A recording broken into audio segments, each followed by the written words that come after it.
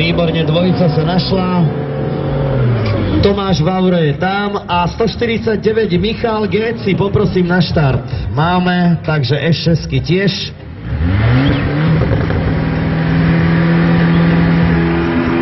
S7 máme v podstate vybavené.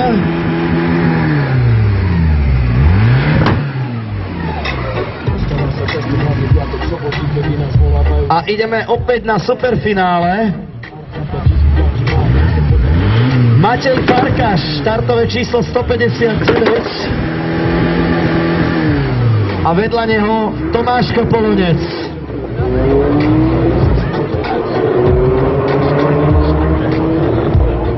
Takže Tomáško Polonec zo 143. A vedľa neho sa postaví Matej Farkáš zo 159.